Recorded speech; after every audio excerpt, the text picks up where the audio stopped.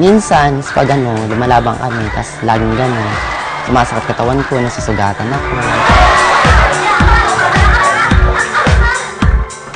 Minsan may pilay pa ako uuwi. Pero iniinda ko yung kasi pageant is pageant. Kahit ano mangyari, the show must go.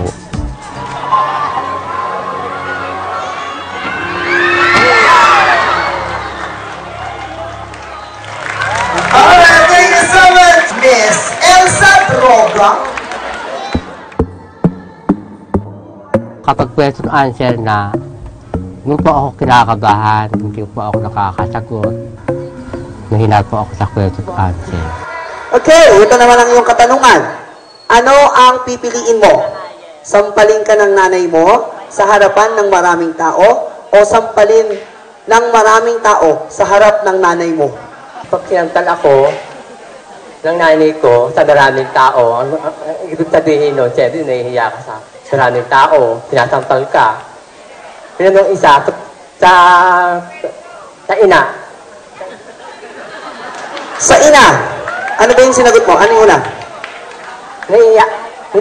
Nahihiya po ako sa karamihan tao na sinampal ako ng nanay mo. So, sumatotal, ang gulo.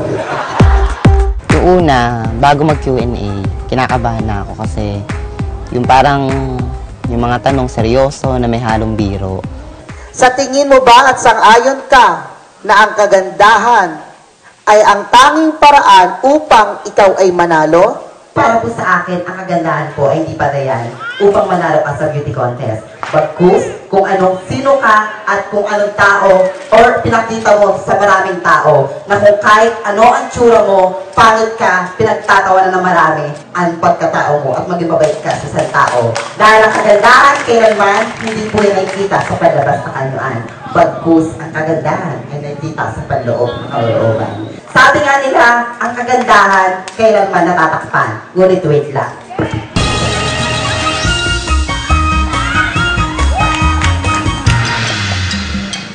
Eto ako, simpleng bakla, simpleng tao. Walang ganda sa katawan, walang makinis na balat. Ngunit harap ako sa inyo ng tao sa tao. Yun lamang, maraming salamat po. Thank you so much.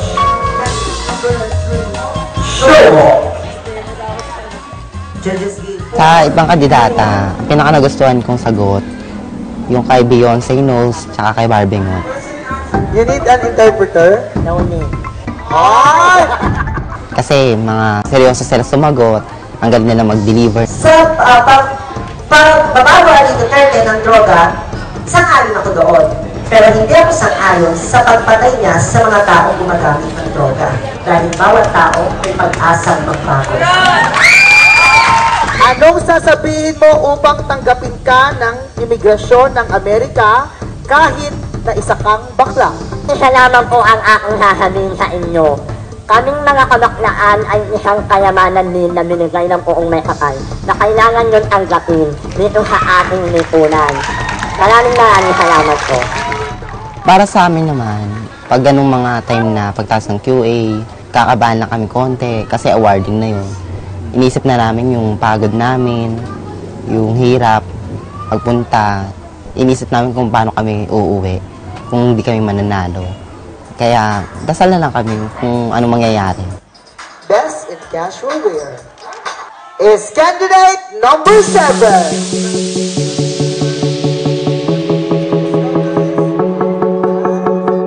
Ano gusto niyo?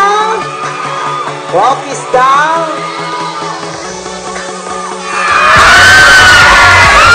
Our best in swimwear goes to candidate number 3.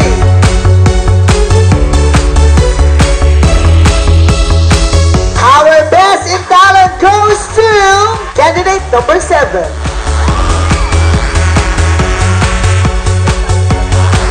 And our best in long gown goes to candidate number 3.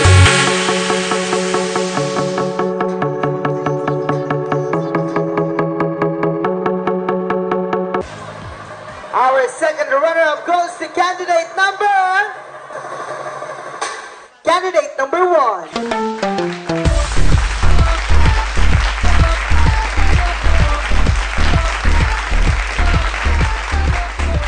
kasi maraming magagaling. Parang sabi ko, kahit pumasok lang ako ng second, okay na ako doon.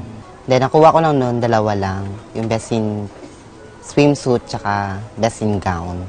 Nanalo po ako ng Dali Ortograd, tuwa-tuwa sa aking mga tao. Bali, ano lang po, binigay sa kanya, gift pack. Ito po yun. Gift pack. Tapos, sash.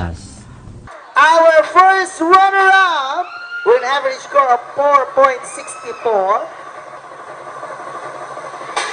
Candidate number 3. Yung tinawag na ako as a first runner-up, masaya na ako kasi pasok na ako sa hindi na ako mangangamba.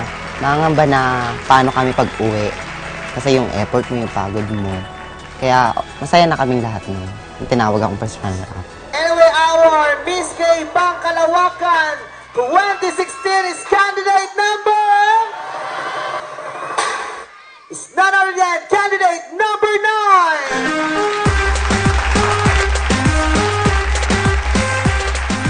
9! Deserving talaga si Beyonce Knowles. Kasi ang galing niya mag-deliver ng sagot niya. Congratulations, well-deserved. Papunta pa lang kami ng backstage. Marami ng mga panalait. Yung di nila alam na ako pala yung contestant. Tapos yung pag nalaman nila lang, ako yung sumasampa na. Bigla silang papalakpak, hangaan ka nila. Hindi na namin iniinda yung mga panalait ng iba. Mas inisip namin kung paano namin sila pasayahin. Ang napanalunan ko po sa Miss Gay Pangkalawakan nakaraan is 3,000 cash. Then, pinagatian namin ng manager namin. Then, yung iba, dun sa mga PA namin. Bali, yung pinaka-nauwi ko dun is 1,2.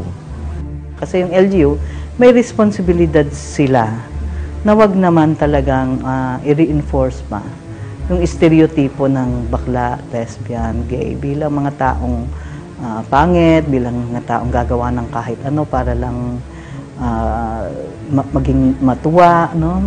Iba-iba ang LGBT na tao, may ibang komedyante talaga, meron din namang scholar, kaya dapat rin bigyan ng ganong klaseng representasyon. Hindi naman yung katawa-tawa lang yung palaging ganyan, o yung, sabi ko nga, madaling tanggalan ng dignidad na tao.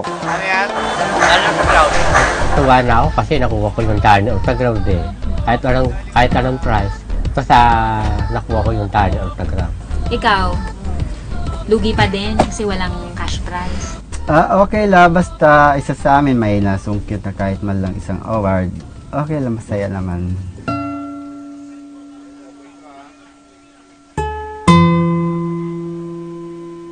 Kahit kami minsan naghihirap, masaya rin naman kami sa araw-araw. Kapag ganyan may mga contest, may mga tawag sa amin, talaga masaya kami. Kahit lagi kami nag-aaway, minsan nasasaktan ko siya, nandiyan pa rin siya sa tabi ko, kaya ayun, natamahal na rin siya sa kaya salamat na rin sa kanya kasi nga nagkakaintindihan naman kami kahit paano. Intoy, maraming salamat na pinuput mo ako kahit ganito ang buhay natin, kasi ayos lang pagsasama natin. Sana huwag mo akong iwanan kahit ganito ang buhay natin. Barbecue ba kayo? Bakit? Asa dulo ang taba? Yung mga natututunan ko tuwing matatapos yung pageant, pauwi na kami. Kasi kahit matalo or manalo man kami, nandiyan yung mga suporta ng mga kaibigan ko. Kahit anong pambababa sa'yo, i-push mo yung sarili mo na iangat ka. Kasi wala ibang tutulong sa'yo kundi sarili mo pag nasa stage ka na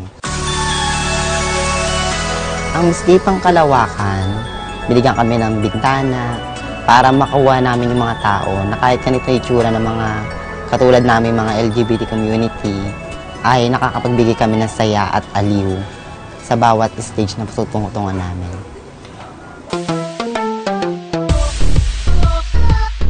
Ito po si Sham, si Sapsap na nag-iiwan ng mga katagang, ang dangal at mabuting kalooban, mas mahalaga kaysa anong yaman.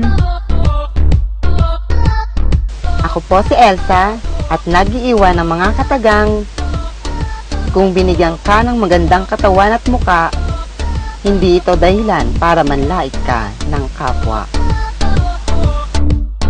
Aanhin pa ang kagandahan kung ito ay panlabas lamang. Mabuti pa ang pangit na muka, walang sawang naghahatid ng tuwa. And I thank you.